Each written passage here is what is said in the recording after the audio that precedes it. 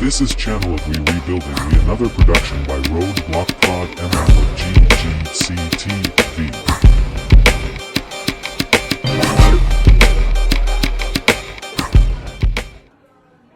Poor expectations for the New York Giants 2023 preseason. Ayo, this is AI, Ezra of We Rebuilding We TV. Let's talk New York Giants business and what I really think with the New York Giants preseason set to kick off on Friday night.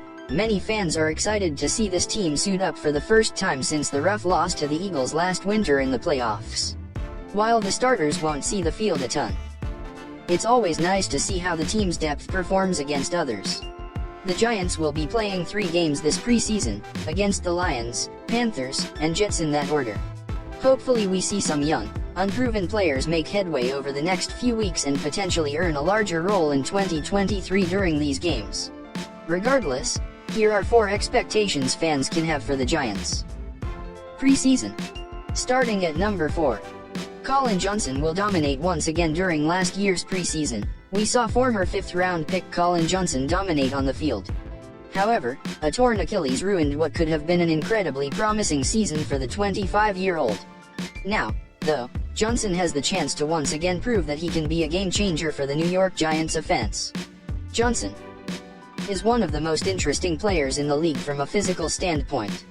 Coming in at 6'6", 222 pounds, there are few players in the secondary that can match Johnson's height and size.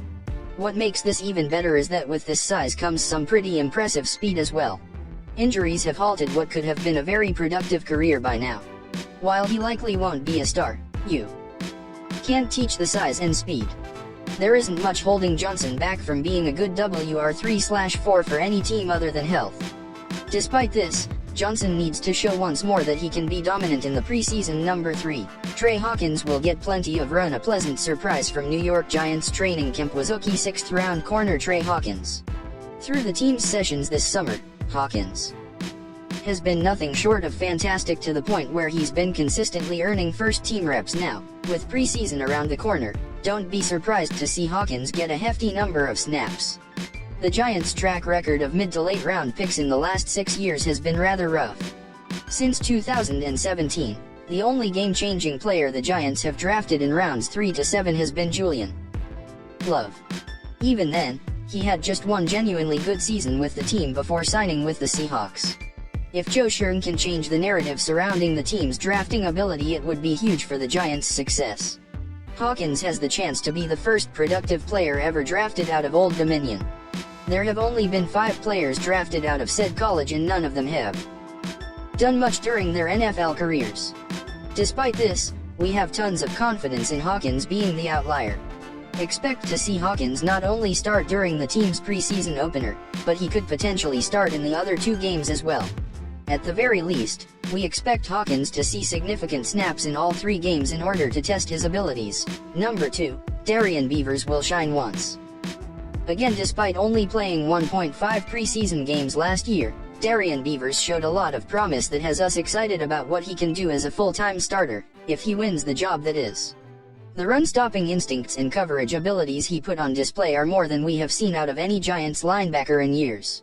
While it's just the preseason, it goes to show how bad the Giants linebacker core has been over the last 7 or so years. Now, Beavers has the potential to be a legit game-changer while playing alongside Bobby Okereke. Their playing styles will work perfectly alongside one another, and it has us incredibly excited to watch. Okereke, as we all know, is an elite run stopper, while Beavers, on the other hand, is a coverage specialist who is still solid against the run. This is the perfect combination to have at linebacker with how the rest of the Giants' defense is set up. However, for this to work, Beavers must show once again that he can be dominant in the preseason. Beavers, a 6th-round pick, has the chance to change the narrative around the Giants' late-round drafting, just like Hawkins. If he plays as well as we think he will, the Giants will have a monster on their hands at linebacker. It'll be interesting to see if he beats out Micah McFadden for a starting gig. And finally, number 1. The interior offensive line will be a turnstile throughout training camp. The Giants have been running several different lineups with their interior offensive line. Most notably, players like Ben Bredeson, Josh Udoh, and Mark Glowinski have been moving between different spots and in/off the bench. With this in mind, it makes sense to see more of the same heading into the preseason. Recently, the Giants' interior line featured a change in things, with Izudua at left guard, John Michael Schmitz at center, and Bredesen at right guard. Normally we'd see Bredesen at LG and Mark Glowinski at RG. So, what can we expect during the preseason? Well, we think plenty of movement will continue. While this is normally what happens during the preseason, it has much higher stakes than usual. This time around, it really seems like we won't know the starting interior offensive line until moments before the Giants' Week 1 matchup against the Cowboys. It's impossible to tell who will be starting as of now. However, we're incredibly excited to see the positional battles during the preseason games themselves. Players like Izudua and Bredesen still have a lot to prove, and they won't have a better chance to do so than during this year's preseason. This season we are going to see, let's go New York Giants.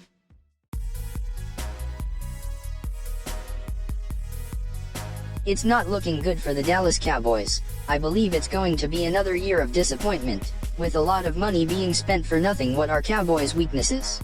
Specifically, Dallas lacks depth on the interior of its defensive line and at linebacker, pass rushers like Micah Parsons aside. This is precisely why the Cowboys used a first-round pick on Meza Smith and took linebacker DeMarvion over Schoen in round 3. And that's a wrong move, like playing a game of chess. Respectfully, Mike McCarthy said on Saturday morning that Luke Schoonmaker is dealing with a little bit of a setback in his return from a plantar fascia injury. The Cowboys are downplaying this and saying that the hope now is that the rookie tight end from Michigan, Dallas' rather surprising second-round pick in the recent NFL draft, might be able to do more on Monday. But for now, Jake Ferguson is getting the first team work in the wake of Dalton Schultz's free agency departure to the Houston Texans, as the Four Horsemen are not able to mount up, and Schoon remains stuck on the non-football injury list. The Raiders are working out free agent linebacker Jalen Smith, our old Dallas Cowboys buddy, who remains in place as a medical, spiritual marvel, but who also at 28 still wants to play football. Smith, 28, was a starter with the Giants last season after having been a second-round pick of the Cowboys in 2017. He overcame a devastating leg injury sustained in his final game at Notre Dame, an issue so troublesome that many teams removed him from their draft board, but he made the Pro Bowl in 2019. Controversial cut.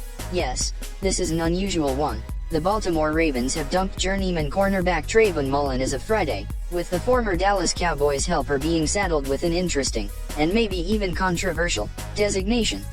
The cornerback has been released, or waived or cut, if you prefer, under the category heading of failure to disclose physical condition that would, without using NFL mumbo-jumbo and rather simple English, suggests that he showed up to training camp with a contract in hand but with a condition or ailment that he may have been saddled with prior to the team's initial evaluations. Mullen is a former second-round pick who was looking for a reboot with Baltimore in 2023 after previous stints with his original team, the Las Vegas Raiders, then the Arizona Cardinals, and last year with the Dallas Cowboys. July 25, 2023, Butler signs the Dallas Cowboys on Tuesday as training camp reporting day opens here in Oxnard. The Cowboys are signing USFL cornerback Josh Butler. He's 26, was undrafted out of Michigan State, and is 6'0", 182 pounds. He also happens to be from Mesquite in the DFW area. So what, it's not going to make a difference to me, Ezra. Dallas had 89 guys on the 90-man roster. For now, Butler fills the bill. July 24, 2023. Hines hurt, Zeke in. The Buffalo Bills on Monday learned that Nyheim Hines is out for the season, meaning they may be in the market for help. Does that mean another look at two-time NFL rushing champion Ezekiel Elliott, the former Dallas Cowboys star now a free agent coming off a season in which he scored 12 touchdowns? Hines is a return man above all, so there is probably more need to shop for that specific guy. But still, this could cause the front office to take another look at what is available to help out behind the James Cook-led running back room. Dalvin Cook has seemingly been deemed too pricey. We've reported that in addition to his potential legal woes, a domestic violence lawsuit, he won $10 million APY. While the Buffalo Bills are the subject of buzz as they are apparently kicking the tires on running back ideas. And who are those tires? 3 guys who'd like to argue they have plenty of tread. A way to sign free agent running back Dalvin Cook? Maybe. A plan B, which according to a new report involves a potential trade for Green Bay Packers. Running back A.J. Dillon. And one more name mentioned, former Dallas Cowboys veteran Ezekiel Elliott. Kellen's new job, and he deserves it. Smart move. His Dallas Cowboys numbers were outstanding, in part because of the way he helped develop former 4th-round pick Dak Prescott. Can Kellen Moore, who has moved on to become the new offensive coordinator of the Los Angeles Chargers, do that again? With the blue-chip Justin Herbert? Here's Kellen's scouting report on his new protege. The biggest thing is obviously his arm talent, Moore told Sports Illustrated's Albert Breer. But his combination of size, throwing ability, athleticism, there's only a few on earth that can have that combination, and play at such a high level. Moore's move to LA was in part about the QB. But head coach Brandon Staley says he hired Moore for another reason. There are some guys that are just really good at the game, Staley says. Sean McVay of the Rams, Kyle Shanahan of the 49ers, those guys that are really high-level play callers. I think Kellen has that. Stay tuned for more NFL news during the season. Thank you for tuning in. This is Ezra AI of We Rebuilding We